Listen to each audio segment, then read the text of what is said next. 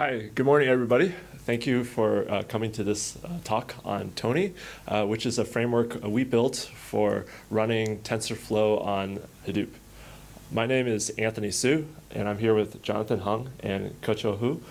The three of us are engineers at LinkedIn on LinkedIn's data infrastructure team, and we work primarily on TonY and Hadoop. So before I get started, I want to ask you a few quick questions. Who here has used TensorFlow? That's most of you in this room. And who here has used Hadoop? Oh, also most of you. Okay, great. So you're at least somewhat familiar with these frameworks. So today's talk will be structured in three parts. First, I'm going to give you some context and background on what the problem is that we're trying to solve and what motivated us to build TonY. And next, Jonathan will talk about TonY's architecture and features. And then finally, Keqiu will give us how to use TonY and some demos. So at LinkedIn, our company's vision is to create economic opportunity for each and every member of the global workforce. And one of the ways we do this is to connect our 500 million members with one another and suggest to them jobs they may be interested in applying for or skills that they may like to learn. And to do this, we use a lot of machine learning. So far, we've mostly been relying on traditional machine learning models like decision trees, support vector machines, boosting, things like that. But what happens with those models is that as you increase the amount of training data, the accuracy of your models tends to plateau and not improve too much. So that's why we've started to take a look at deep learning methods. And with these deep learning methods, we found that even as our training data increases, our model accuracy can continue to improve. But to support this deep learning, there are several infrastructure challenges, such as storing all of this data and providing the computational resources to do the training. There's lots of machine learning frameworks out there. TensorFlow is, of course, one of them, but there's also PyTorch, Caffe, and other frameworks as well. But if you look at the trends on what's popular out there, in the past few years, TensorFlow, which is this magenta line going up to the top here, has been the most active by far. This graph shows the percent of machine learning papers that reference each of these frameworks. This came from an analysis done by Tesla's director of AI, Andrej Karpathy. But as you'll hear about later, though we chose to support TensorFlow first, the way we've built TonY is very extensible, and it should be easy for us in the future to support other frameworks as well. So some quick background. Most of you have used TensorFlow, but just to be complete, it's a general-purpose machine learning framework from Google, and the central concept behind it is you try to construct a graph showing that describes your model. And in this graph, you have edges, which are the tensors, which are these multi-dimensional arrays of numbers. And then the nodes in the graphs are operators, where you add, transform, multiply these tensors. So here you have an example of a simple linear model where you have weights, bias tensors, your input tensor x, and your output prediction tensors. And then you're adding together, multiplying your weights with your input vector, and then computing mean squared error. So this is a very simple linear model. And then once you've defined your graph, you create a session, which you see here on lines 12 through 15, and you run this session on some training data shown on the last line here, where you provide this feed dictionary. TensorFlow provides some UI tools for letting you visualize your graph. On TensorBoard, you can open up your graph and drill down on specific parts of it to see the specifics. And while the training is going on, TensorBoard will show you the progress of your training. You can plot, your cross-entropy loss, your accuracy, any metrics that you choose to emit. Next, let's talk a little bit about Hadoop. Hadoop has two main components. It has a distributed file system, which we use at LinkedIn to store all of our offline data. And in addition, it also has a compute layer called Yarn. And Yarn is what you interact with to schedule a Hadoop job, whether it be a MapReduce job or a Spark job. And so today I'd like to focus on the Yarn layer, because that's what TonY is built on top of. The way one works with Yarn is one submits an application to Yarn, and then Yarn will provide you a container in which your application master starts. And once your application master is started, it then talks to Yarn to request additional containers. And once you've gotten these containers, you can launch map tasks, Spark executors, or TensorFlow, in our case, in these containers. So how does one run TensorFlow on top of Yarn? Well, before we get to that, we have to talk a little bit about how a distributed TensorFlow program works. When you're playing around with TensorFlow, you're generally just developing on a single node. Everything is stored in a single process. All the training is done locally. But once you want to scale it up, generally the way that's done is you have several machines, some of which are worker tasks, and some of them are parameter server tasks. And generally, the training is done in parallel on the worker tasks.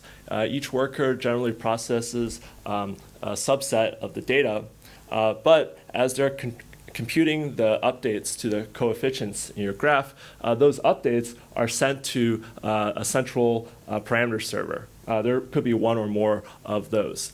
And then the parameter server will aggregate those updates and then broadcast them to all of the workers. In order for this to work, all of the tasks in the graph need to know what the host and ports of all the other tasks are. And this is defined in a cluster spec, which I've shown here. It's just a list of host and port names for the workers and parameter servers. So one could take some bare metal machines, SSH to each one of them, and start your parameter server or worker task, as illustrated here on the right. But this is very tedious for many reasons. First, you have to copy all of your code and all of your dependencies to each of the hosts. Then you have to construct this long and tedious command line. And for each machine, you have to tweak it a little bit. Parameter server 0, parameter server 1, worker 0, worker 1. And while this thing is running, there's no TensorBoard that's started. If something fails, you have to figure out which machine it failed on. And when training is all done and complete, you have to go and aggregate the logs yourself from all of these machines. So it's a pretty bad experience. But at the beginning, this is how we started doing it at LinkedIn. But we wanted to make it easier. We already had a cluster management system called Hadoop Yarn. And so we wanted to leverage its abilities. So in addition to requesting and getting containers to run jobs in, Yarn also has several other features in place that we can take advantage of. Yarn has limits in place to ensure any one user or any one application does not use too much of the cluster resources. So by running TensorFlow on Hadoop Yarn, we get all of these user limits and queue enforcement for free. Deep learning can also be really computationally expensive, especially if you're doing like image or video classification. And using GPUs can really accelerate this training. And in recent versions of Hadoop, starting in 3.1, they added support for GPUs. So you can request, I want 1 GPU per container, the same way you can request for 4 gigabytes of memory or 2 CPU cores. So we wanted to leverage that as well. And our final goal is, after you're done testing locally, you should be able to scale this up on a Hadoop cluster without requiring many changes to your code. The only thing you would need to do is apply this cluster spec. Other than that, your code should run unchanged. And we wanted to support TensorBoard while your TensorFlow program was running. So before we started building our own solution, we took a look at some of the existing solutions out there. Many of you are probably familiar with some of these. For example, Kubeflow. Kubeflow supports all the features we need, but unfortunately, it's targeted towards Kubernetes, which we currently do not use at LinkedIn. We're a Hadoop shop when it comes to our offline data. So we first took a look at some of these other frameworks, such as TensorFlow on Spark, and we actually tried that out, and it worked, but there were some features that it was lacking. It didn't really have built-in GPU support. There was no guarantee that if I got a container with a GPU, that other containers, other processes would not also share that GPU and collide with my process. Furthermore, you usually only want GPUs for your worker tasks, which actually carry out the training. Your parameter servers generally don't need GPU tasks. But with TensorFlow on Spark, you're unable to do this heterogeneous resource request where some containers get GPUs and others do not. So that's when we started looking at other solutions such as Intel's TensorFlow on Yarn and Keqiu Hu's X-Learning. The last two of these are most similar to TonY, but again, their GPU support was lacking, and they haven't been very active recently. The last one, X-Learning, was actually built around the same time as TonY, starting end of last year to the middle of this year, and we only found out about it recently. And it's similar in spirit to TonY, but again, the GPU support there is lacking. So that's kind of what motivated us to start building TonY. So now I'd like to turn it over to Jonathan, who will tell you more about TonY. Okay, thanks, Anthony. So what is TonY? So to answer this question, we first want to talk about another computational framework that many of you are probably familiar with, which is Spark. So at LinkedIn, we have a lot of Spark users doing data analytics and ETL for their offline pipelines. And so users will write their Spark script, and they need a way to run it on our Hadoop infrastructure. So Spark has a bunch of different ways to run Spark scripts on various types of infrastructure, from Yarn to Kubernetes and Mesos. So this layer that does the orchestration between the Spark script and your infrastructure is one of them is Spark on Yarn, which allows you to run Spark on a Hadoop cluster. So then the question is, for a TensorFlow script, how do you run this on a Hadoop cluster? And as you can guess, this is the role that TonY plays. So TonY is responsible for doing the orchestration between running your distributed TensorFlow scripts on your Hadoop cluster. So some of the things it does is it acquires compute resources from Hadoop, which include your memory, your CPU, and your GPU resource requirements. TonY will also set up and launch your distributed TensorFlow jobs on your Hadoop cluster. And then after your job is launched, it will also manage your distributed TensorFlow jobs application lifecycle, which includes fault tolerance and job monitoring. So this is the high-level TonY architecture. So the parts in dark blue are the TonY components. The part in purple is the Hadoop cluster. And the part on the bottom in light blue is the user's TensorFlow script. So when you first start a TonY job, every TonY job starts with the TonY client, which is the entry point for users. So the TonY client is responsible for packaging the user's configurations for their distributed training job, as well as their model code and other artifacts, and submitting all of these as a zip to the Hadoop Yarn cluster. So after this application is submitted to Hadoop, the Hadoop cluster will spawn a TonY application master. So this component is the brains of your TonY application. It will do the job setup and lifecycle management for you. It'll negotiate the compute resources from Hadoop. And then once Yarn finds machines in your Hadoop cluster with the resource requirements that you need, it'll return these allocations to your application master, and then the application master can start setting up your container's environment, and then launching these remote processes across the allocations in your Hadoop cluster. So after all of these containers are spawned across your allocations, so each of these containers corresponds to what we call a task executor in TonY. So when your container launches, it'll spawn this task executor process inside the container. And you can think of this task executor process as a wrapper around the user's provided Python script. So its main role is to actually spawn the user's Python code that does the TensorFlow training.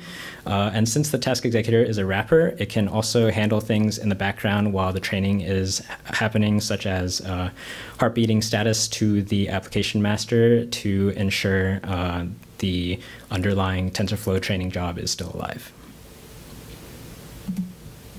Okay, so next we want to talk about how TonY helped scale running distributed TensorFlow on Hadoop at LinkedIn.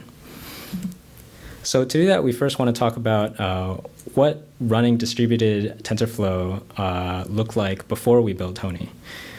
So as you can see on the bottom, originally we had a fixed set of GPU gateway machines that users could run their TensorFlow jobs on.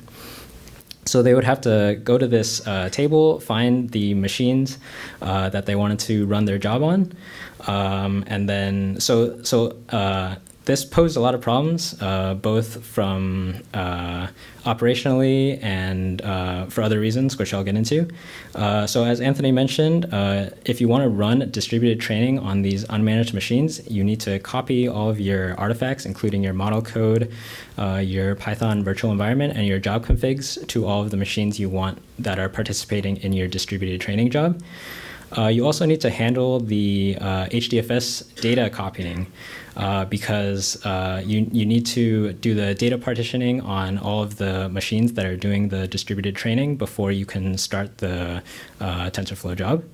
And then with these unmanaged machines, there's also no support for resource multi-tenancy because you, as a user, the data scientists would need to figure out which machines had how many GPUs available on it and ensure that when you start your distributed training process that it doesn't collide with resources already being used. So with TonY, a lot of these problems are fixed. So first of all, since TonY is running on Yarn, all of the compute resources are managed by Hadoop instead of as just a random unmanaged set of machines. So when you submit a distributed training job through TonY, TonY will handle finding the compute resources for you, which solves the multi-tenancy issue. It'll also do a lot of the operational overhead for you, which includes copying all of your artifacts to each of the machines that it received from the Hadoop cluster. And then TonY will also start the TensorFlow scripts based on whether the container that's being run is for example, a worker or a parameter server. So TonY also has native support for GPU scheduling. So since TonY is the one requesting compute resources from Hadoop, so TonY is aware of GPU resources, and we also are running a version of Hadoop, which is also aware of GPU resources, so it can be requested just as any other resource type like memory or CPU. So having native GPU support in Hadoop ensures GPU resource isolation and scheduling. So for example, if you have 2 nodes in your Hadoop cluster, one of them with 2 containers using 3 GPUs, and then a third container comes along and requests 2 GPUs, Yarn is smart enough to know that the first node does not have enough GPUs available to satisfy this request. So it will find a machine in your cluster which has at least 2 GPUs available. And then once your container receives this allocation, Yarn will also guarantee that these GPUs are exclusive to your container. So TonY also supports TensorBoard. So before we built TonY, there was no support for viewing your TensorBoard UI. So usually what happens in your distributed TensorFlow process is one of your workers will spawn a TensorBoard process in a separate thread. And then the TensorBoard process will be reading checkpoints from HDFS to show the training progress through a UI.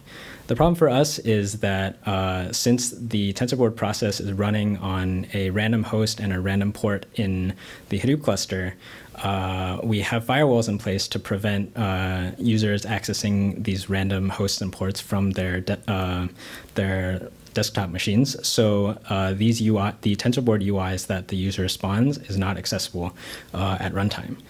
So what users would have to do is they would need to copy their HDFS checkpoints to their local machine and then spawn a TensorBoard process locally pointing to these local checkpoints to be able to view their TensorBoard UI, which was a huge pain.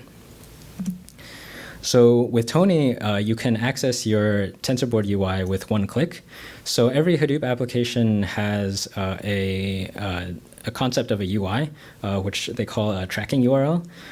So on the bottom left, you can see for this application's UI, if you click the tracking URL for it, it'll redirect you to the application's UI. So TonY can just tell the Hadoop cluster where the TensorBoard UI is running in your distributed training job. And then once you click this tracking URL for your Hadoop application, it'll redirect you to TensorBoard automatically. And then finally, TonY handles fault tolerance. So a lot of the distributed training jobs that data scientists run at LinkedIn, they have to consume a lot of data, and they can potentially be running on many workers. So the more workers you have and the longer your training goes, your job becomes more susceptible to transient issues such as hardware failure. So we needed to handle this in TonY. So when you launch your distributed TensorFlow job, your worker processes will usually be checkpointing its progress to HDFS periodically. And then so if a worker happens to go down because maybe the node that it was running on failed for some reason, then TonY can detect that. It'll tear down the other workers and parameter servers in your TensorFlow distributed job, and then it'll re-request the resources from Hadoop, which will spawn a new job attempt for your TensorFlow job. And then this attempt, once it starts up, it'll read the checkpoints that were originally saved from HDFS and resume from where the previous attempt left off, so there's little to no work lost. Okay, so next, Keqiu will go over how you can use TonY.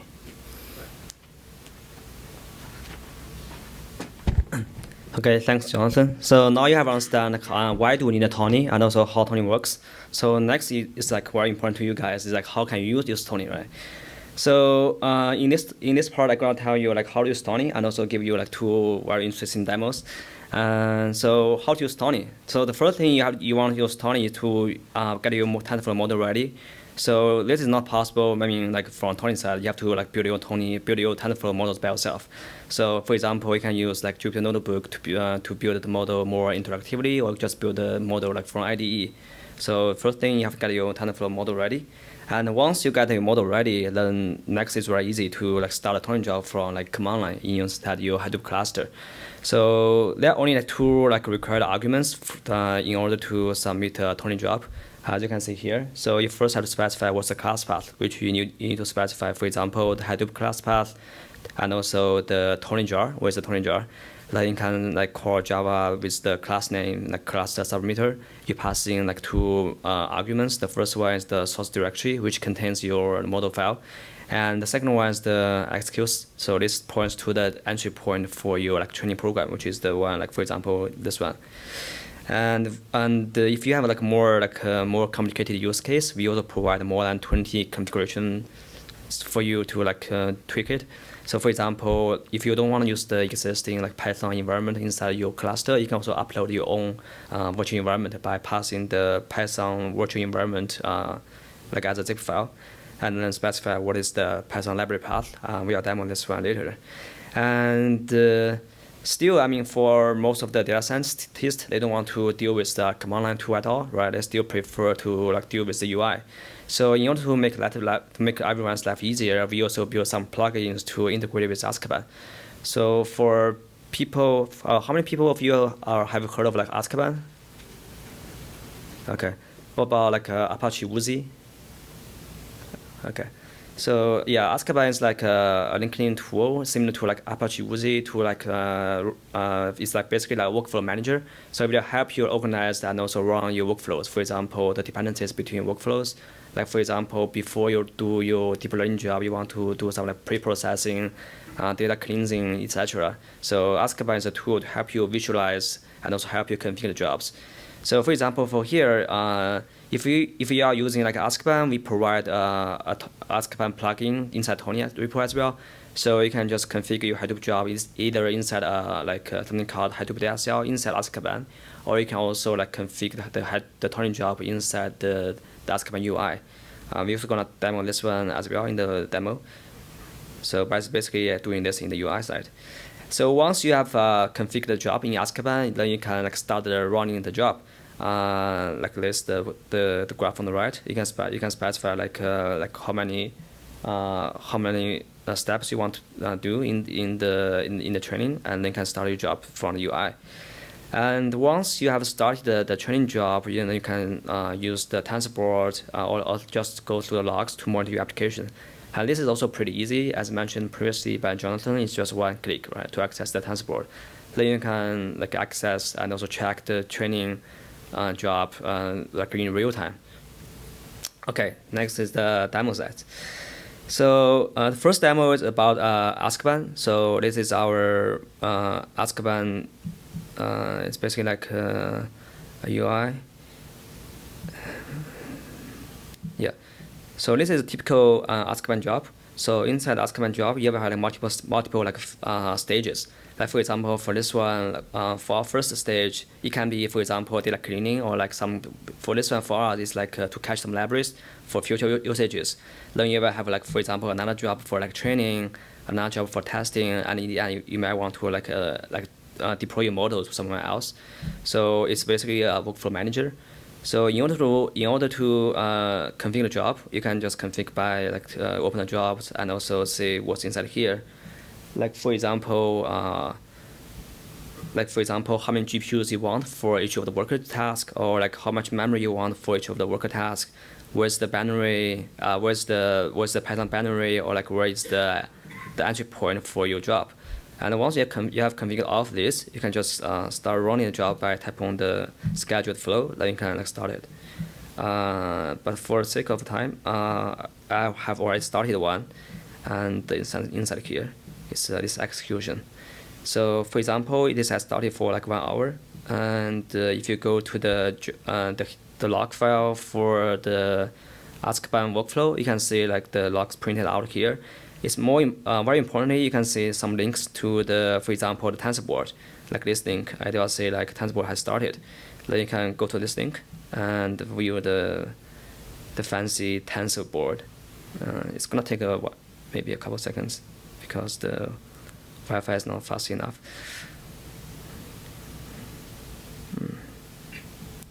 Maybe we can just see this one. They are equivalent. You can see the links that are the same.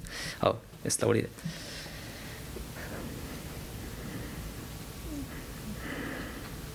Yeah, then you can see like how's the convergence going, like what's the loss, and also like basically like in real time, because TensorFlow will refresh automatically like once per 3 minutes.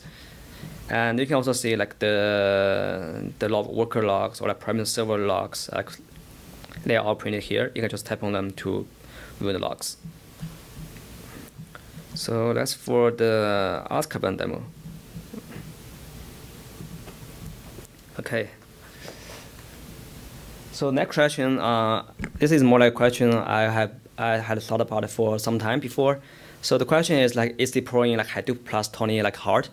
Like for example, if you start like your new company, right? Or like for example, if I start my own startup, like how hard it is to like deploying Hadoop plus TonY to my own cluster. Suppose like I had like a couple like virtual machines from AWS or like from Azure, or if I have like my own data center or some on-premise machines, right? So how hard it is to deploy Hadoop plus TonY. So I did experiment by myself on one weekend. So I have like 5 Raspberry Pis at home. So I try to say, is that possible for me to deploy Hadoop plus TonY in my Raspberry Pi? How many people have known what is Raspberry Pi? Oh, okay, almost everyone. So Raspberry Pi is like a very tiny, like palm-sized like chip. It has like one single CPU, which is like 1.4 gigahertz, but it has 4 cores. And also for the memory, it has like 1 gigabyte memory, and also it has pretty good Ethernet card, like 300 megabits per second. It sounds pretty like miserable at now, right? But comparing with the machine 10 years ago, it's actually around $200. So I tried to deploy Hadoop plus TonY to my like Raspberry Pi cluster. It actually only took me like one single night, even though the night is pretty long. I stayed until like around 5 a.m. in the morning from like around 7 p.m. So it's pretty long, but it's pretty interesting. I also like wrote my like personal blog post how to do it in this link. And the model I'm using, as I mentioned before, is the Raspberry Pi Model 3 B+. It's also Model 3, like the Tesla Model 3, but it's the best Raspberry Pi in the market. It's around $35 US. So yeah, next I'm gonna do this like a very risky demo because I'm running into like in this like super small machines, and I'm not gonna demo the deploying Hadoop part because that's gonna take a while, right? Because it's like maybe it will take 1 hour or like for the whole session. So I will only demo for the TonY part. So in order to demo this, I have to disconnect from my company VPN and log into my own VPN. So and even for the VPN server, this is also hosted in my Raspberry Pi. So I have a pretty comprehensive setup in my home. I have like 10 Raspberry Pis, 5 Mac Minis to have my own cluster to poke around with different like frameworks like Hadoop, Kubernetes, etc. And like all my home automation are hosted in this Raspberry Pis. But maybe I will talk more about this one maybe in future talks in in the AI conference. Okay, the first thing I want to show you is that I will need to log into my box.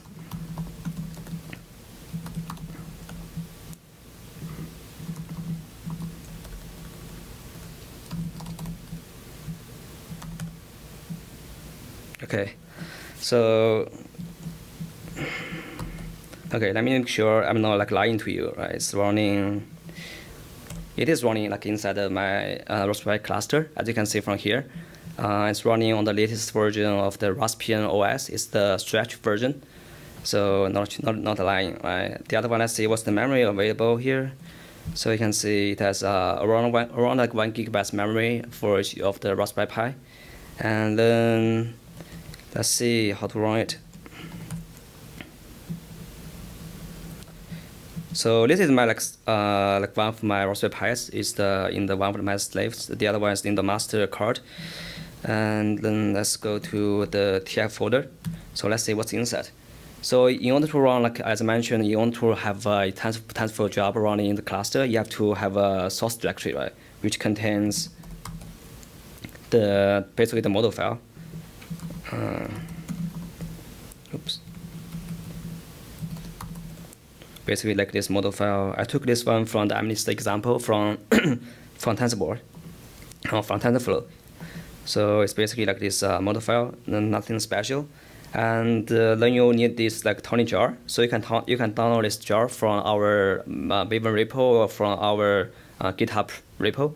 And then you will have some configuration file, which is similar to the like Yarn configuration file, like Hadoop configuration file, like TonY.xml.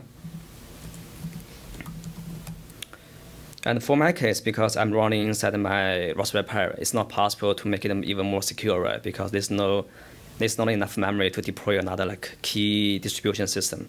So I make this one like insecure, because by default I'll make sure it's a secure cluster, and also because by default the GVM will require like 20% of the physical memory, which is not enough for normal like TensorFlow job. So I specify like 500 megabytes for my TensorFlow job. And once you have configured all of this, you can start running the job by running in the command line. So it's basically the same command as I mentioned before in the slides. Just tap on it.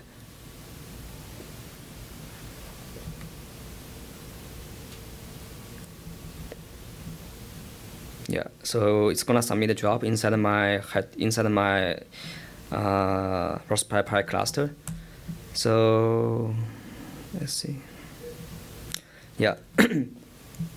So this fancy UI is actually hosted in my Raspberry Pi. So this is the resource manager page. And you can see, let me refresh. Yeah, it has been accepted. So if you go to the link, you can see it has been scheduled and it has been launched.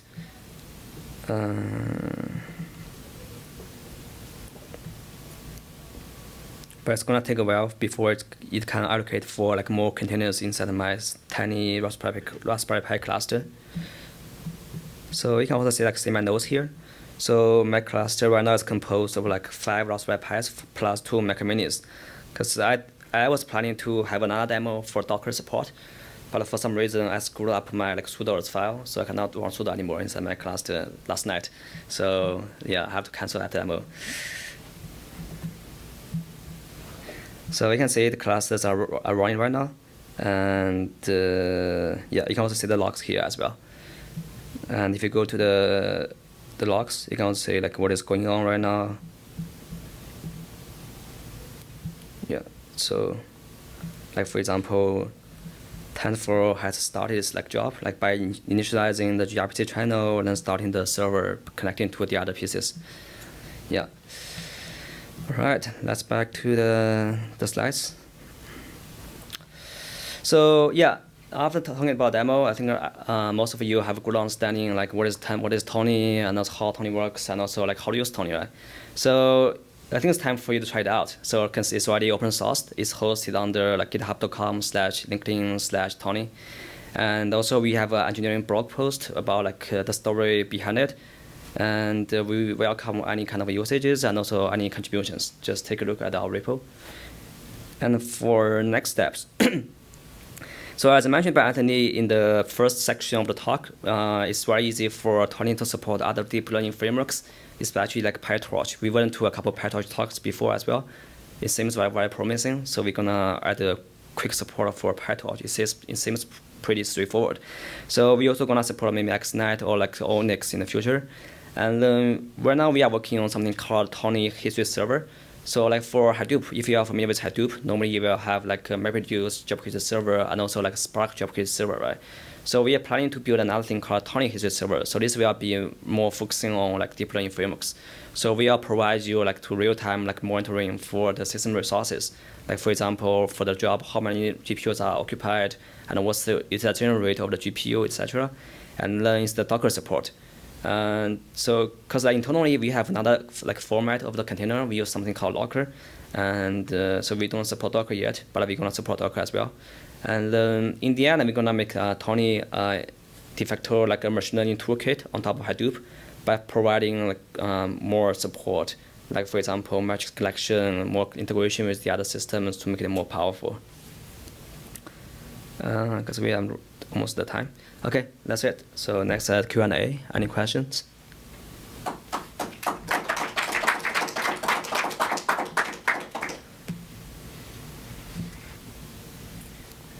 How would you run a script from a Jupyter notebook? Which command? So if you kind of design your model, which you typically run on TensorFlow through Jupyter notebook, Yes. how then would you scale it up without using Azkaban? So yeah, so let me show you. So yeah, I was thinking about the same as well. Oh, let me close this. So normally, if you like start your notebook, right? You will, for example, in this UI. So you, for example, you will do like this interactively with the Jupyter notebook. So after this one is done, you will normally have something download as a Python file. So once you have this Python file, you just put this one under your source folder. Then, like for example, here.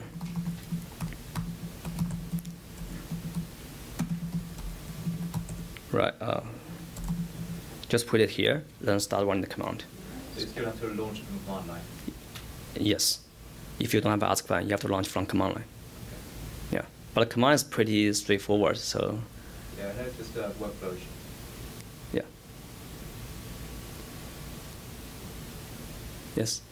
How does this interact with some of the kind of the data access pieces on Hadoop, like Hive or whatever? Can you feed data through the kind of Hadoop mechanisms into TonY? That's a very good question. So actually, this part was already supported by Hadoop by TensorFlow itself.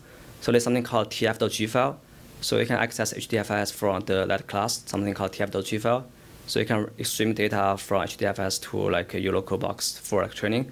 But we also provide some our internal support for Avro parsing, right? Because for TensorFlow, it does not support Avro parsing. So we also provide some utilities to help you like partition the data into different nodes and also like parse data for you. So that's something we built out for ourselves. Yeah. We're also contributing an Avro dataset reader to the upstream TensorFlow repo. There's an open pull request to add Avro dataset support. At LinkedIn, most of our offline data is stored in Avro format.